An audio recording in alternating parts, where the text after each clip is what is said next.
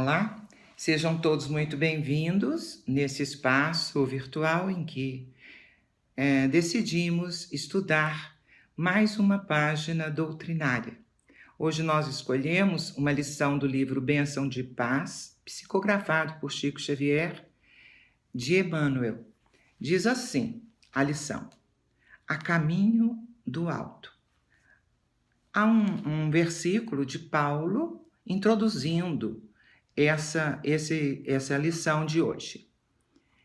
Porque eu sou o menor dos apóstolos. Uma carta de Paulo aos Coríntios, capítulo 15, versículo 9. E o comentário de Emmanuel a seguir. Decididamente, muitos defeitos nos caracterizam ainda o progresso moral deficitário. Não nos será lícito, porém, esquecer algumas das bênçãos que já conseguimos amealhar com o amparo do Mestre Divino. Então, há aqui um aconselhamento para que nós nos autoconheçamos, busquemos o nosso endereço íntimo e o entendimento de que estamos todos sob a lei do progresso e nos reconheçamos como aprendizes que estamos, sim, caminhando, mesmo que lentamente, nessa nossa jornada de aprimoramento, buscando o caminho do alto. Por quê? Porque a vida tem uma finalidade muito clara e definida, que é o progresso espiritual de cada um de nós. Aqui estamos para conquistar sabedoria e para aprender a amar melhor. O curso em que estamos é para aprender a viver, a escutar, a interpretar, a amar, a amparar, a nos alegrarmos, a nos maravilharmos com as oportunidades que a vida tem nos concedido. Não temos, diz aqui Emmanuel, não temos a santidade. No entanto, já nos matriculamos na escola do bem, aprendendo a evitar as arremetidas do mal. Então, como é aprender na escola do bem? Como é que nós nos matriculamos já na escola do bem? É porque nós já sabemos discernir entre o bem e o mal e já temos maturidade suficiente para fazer escolhas melhores, porque nós sabemos que a cada escolha nossa que representa uma ação, terá como consequência uma reação. É a lei de causa e efeito que harmoniza o mundo. Quando nós escolhemos mal, nós vamos sofrer as consequências. Assim como, quando escolhemos bem, nós vamos nos sentir bem, sentir que não nos traímos e que estamos caminhando a passos firmes nesse caminho que buscamos, que é o caminho do alto, com Jesus.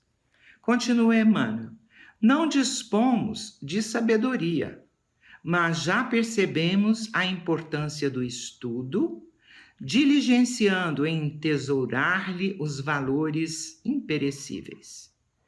Então, isso é uma consideração, e é bem verdade, que nós buscamos, a sabedoria, e só podemos alcançá-la quando agregamos valores à nossa existência, quando nós nos firmamos com decisão, gerenciando apontando ou firmando a nossa vontade nesse caminho de escolhas positivas, de renovação constante, de pertencimento a nós mesmos, vivendo a nossa própria vida, de percebimento de tudo aquilo que se passa dentro de nós e em torno de nós, valorizando as circunstâncias, as oportunidades para crescermos em sabedoria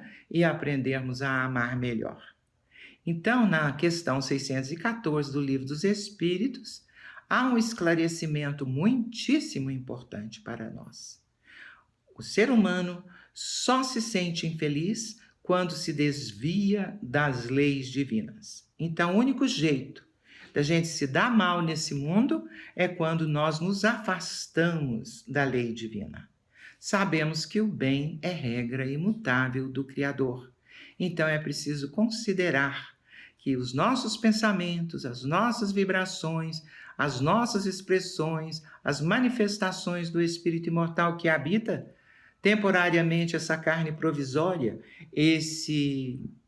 essa vestimenta carnal, esse uniforme de trabalho.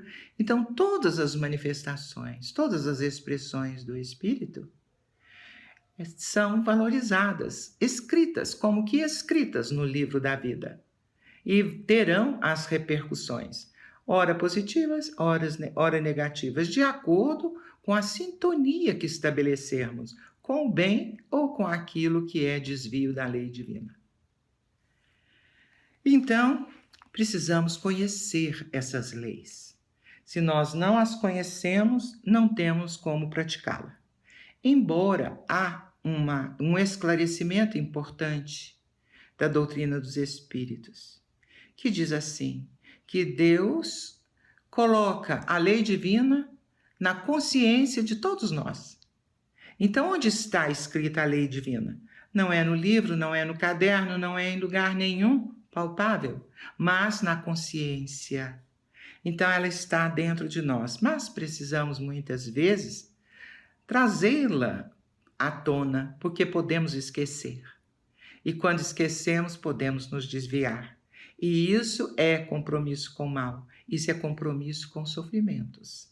Então, quem quer se harmonizar, quem quer se ajustar aos ensinos de Jesus, que é o nosso mestre, guia e modelo, vai procurar conhecer as leis que nos regem. A lei, principalmente, aquela que Jesus sintetizou todo o ensino que ele nos trouxe. Que a lei vem a ser o amor a Deus a todas as coisas e ao próximo como a ti mesmo. Nisso estão todas as escrituras e todas as profecias. Se nós conseguirmos amar a Deus sobre todas as coisas, sentindo, vivenciando essa presença imanente de Deus no mundo, vendo no outro o Filho de Deus igualmente como me sinto filho de Deus, é um jeito de vivenciar com alegria, com equilíbrio, né? Com harmonia íntima. Então, amar a Deus e ao próximo. Como? Como a mim mesmo. Né? Então, é preciso que a gente se autoaprecie. A gente sabe que ainda não alcançamos a sabedoria. Por isso é que ainda vivemos num mundo de expiação e provas. Mas é preciso considerar que a nossa luta tem tido algum êxito, sim. Hoje compreendemos melhor a vida do que ontem. Hoje já não nos entregamos à revolta, a viciações, a procrastinação, a preguiça. Não nos entregamos mais à calúnia, à maledicência. Procuramos praticar a justiça e o amor. Então, essa busca e essa intenção, essa decisão precisa ser firme, precisa ser todo o tempo perseguida como um alvo. Precisa perseverança para alcançar esse desiderato, da busca da justiça, da busca do amor e da verdade. Porque Jesus, em certa ocasião, nos disse que encontrareis a verdade e ela vos libertará. Então, o que é a verdade? A verdade é o reino de Deus, é a vida eterna. Então, tendo conhecimento de todas essas realidades, podemos viver com muito mais desapego, com muito mais agilidade, com esperança, confiança e alegria, contentamento, que nos trará essa sensação, esse sentimento de gratidão. Não possuímos a inexpugabilidade moral. Todavia, já sabemos orar, organizando a própria resistência contra o assédio das tentações. Ainda somos aprendizes. A nossa vontade às vezes se torna enfermiça. Somos frágeis. Muitas vezes duvidamos e a nossa fé não é o tempo todo robusta e firme. Então, é natural que a gente caia. É natural que aconteçam quedas diante das dificuldades. Mas não importa. Se nós considerarmos todos os obstáculos, todos os desafios, crises e quedas como lições, então poderemos refletir sobre as ocorrências e levantar e perseverar no caminho do bem. Então, a vida sendo pedagógica, todos os problemas que nos ocorrem são didáticos, que têm como objetivo que nós aprendamos a transformar as sombras em luz, transformar as dificuldades em lições. E assim nós alcançaremos êxito e caminhamos para uma plenitude de vida. Não nos galardoamos ainda com o total desprendimento de nós mesmos, notadamente no capítulo do perdão incondicional. Contudo, já aceitamos a necessidade de abandonar a concha do egoísmo, exercitando-nos em diminutos gestos de entendimento e fraternidade para alcançar a vivência da grande abnegação. Então, quando nós nos predispomos a não dar relevância a coisas pequenas, a ofensas, trazendo tudo para o lado pessoal, quando nós conseguimos nos exercitar no perdão, então com certeza teremos dado um grande passo num estilo de vida melhorado, mais altruísta.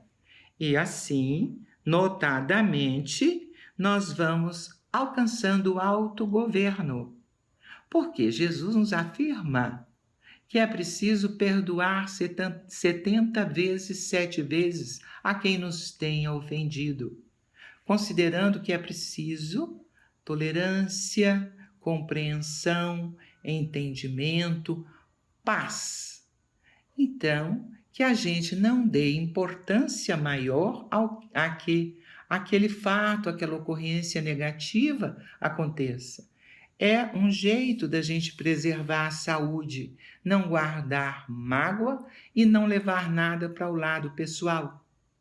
Então é preciso transcender essas picuinhas, as mesquinharias, e compreender que nem todos estão num patamar evolutivo de maturidade espiritual. Quem ainda sente prazer em ofender, em magoar, em caluniar, é pobre, muito pobre de espírito. Naquele sentido de que ainda está vivenciando uma vida de atraso, né? Cultivando coisas negativas, está em trevas, está em ignorância. E conforme nos diz Leon Denis, a ignorância é a raiz de todos os males. São pessoas não esclarecidas espiritualmente que sentem prazer em pisar, em humilhar, em magoar as outras pessoas, porque não sabe ainda, não descobriu que somos todos pertencentes a uma mesma grande família humana e que temos um único Pai, que é o Criador, é Deus, e que a lição é aprender a ser fraterno, a ser solidário, a ser compreensivo, pacífico e pacificador. Então, que nós possamos alijar de nós todos os ressentimentos e mágoas. É uma medida preventiva para que mantenhamos a nossa saúde, o nosso equilíbrio mental, espiritual, psíquico e físico. Porque a mágoa e o ressentimento, o desejo de vingança, o ódio, nos fazem mal ao fígado e a outros mecanismos do nosso corpo de manifestação e também do mental. Então é preciso leveza, é preciso indulgência, é preciso empatia, compreensão para com as atitudes alheias. Há uma questão no Livro dos Espíritos que diz assim: como é que Jesus entendia a caridade?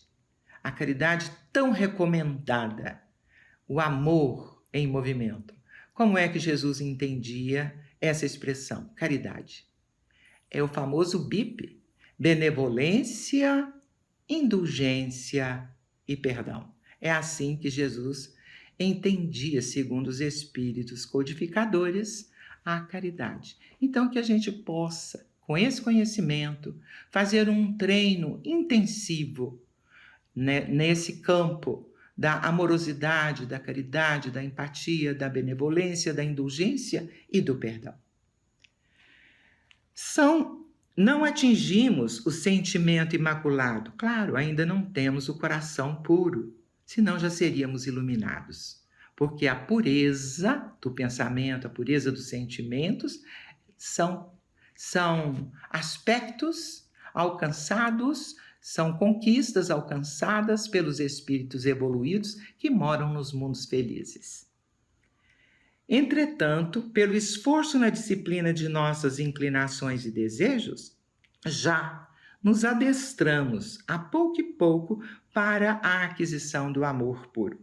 Então, quando nós já sentimos que já podemos nos autogovernar, nós vamos trabalhar dentro de nós as nossas inclinações, os nossos anseios, os nossos desejos, os nossos sonhos, os nossos projetos.